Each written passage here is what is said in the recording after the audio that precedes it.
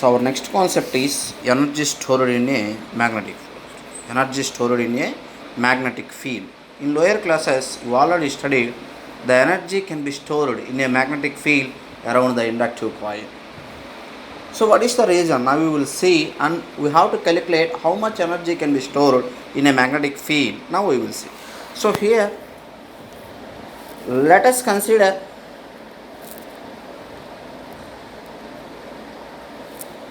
a coil of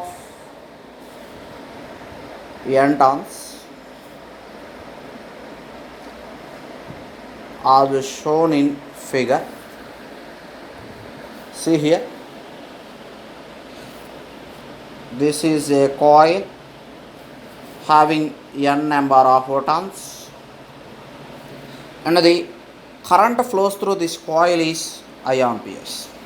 So now whenever a current is supplied through a coil, which can be gradually increased through a coil.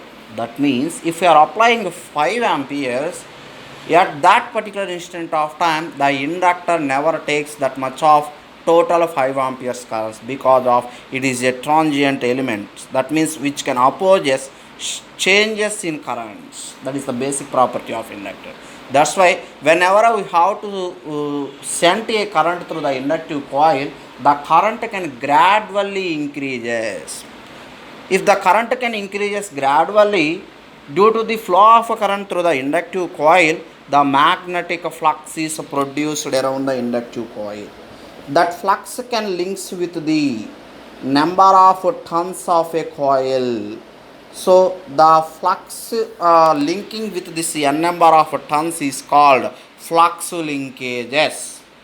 So here the current can be gradually increased. At a certain period it will attain the maximum value. In the same manner here also, the flux linkages are also gradually increased because of current is gradually increased. That means here the flux linkages are changes. The flux linkages are changes at every instant of time. At every instant of time. So then the flux linkages or changes in a coil. The changing flux linkages of a coil can produce an EMF across the inductive coil, which was said by Michael Faraday. That means due to the coil changes, due to the flux linkages, changing flux linkages of a coil, an EMF is induced in a coil. That means due to the increasing current gradually, the flux linkages are also changes. The flux linkages in a coil can also changes. The flux linkages in a coil changes, an EMF can be induced across a coil. Across a coil. If the changing flux linkages of a coil are due to the own coil current, the produced EMF is called self-induced EMF. If the flux linkages are changed in a coil due to the neighboring coil current, the EMF is called mutually induced EMF. Mutually induced EMF. Totally due to the flux linkages, changing flux linkages in a coil due to the changing current, what happened means EMF is induced.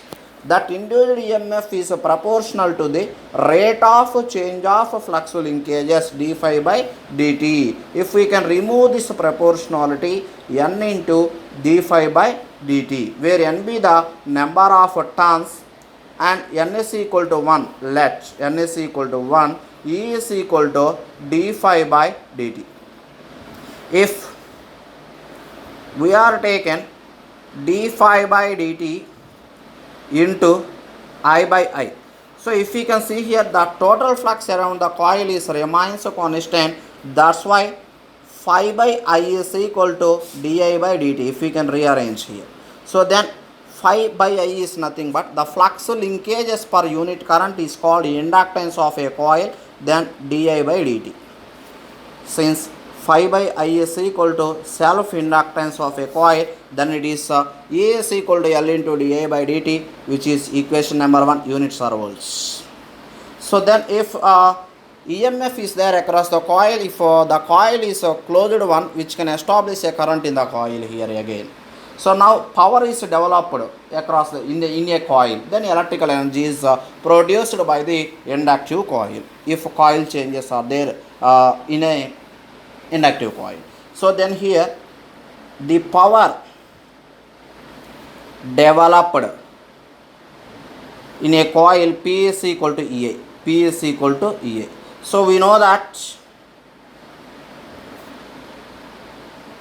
P is equal to dW by dt.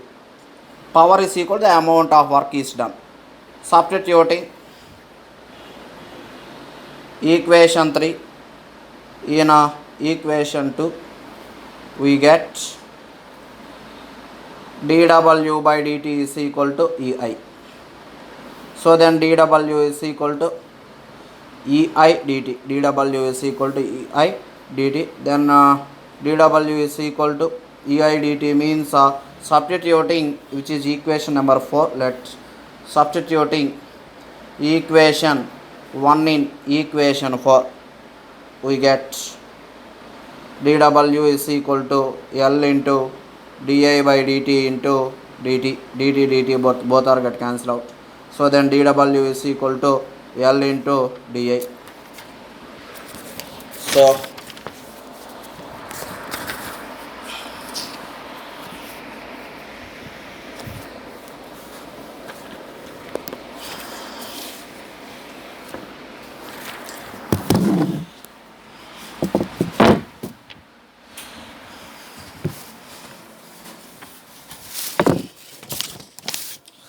by applying,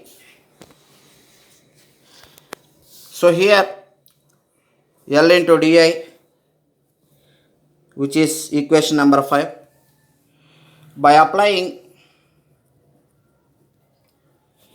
integration on both sides,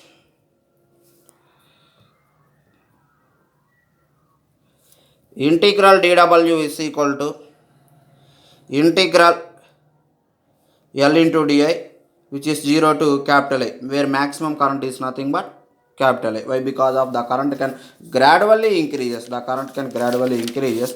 Then W is equal to, where L is a constant. Then integral IdA, which is 0 to I. Then here L is equal to I square by 2. Then it is 0 to I. 0 to I. So then L is equal to half I square. So that means half Li square. Like this we can derive the energy which is equal to half Li square, where W is nothing but energy stored in the magnetic field. So this energy can be stored in the magnetic field around the inductive coil. That's why the magnetic field can store the energy. This energy can be stored due to the induced EMF across the inductive coil. Due to the induced EMF across the inductive coil, when current can gradually increases from 0 to I value through the inductor, the EMF can increase, then energy can be stored in a magnetic field around the inductive coil here, which is equation number 6, and here the units are joules. Units are joules. This is the magnetic energy Wm stored in a inductive coil. The power is watts. Joule per second or watts. Joule per second or watts. Second or watts. The units. So this is the energy stored in a magnetic field. Energy stored in a magnetic field around an inductive coil here. Around an inductive coil here.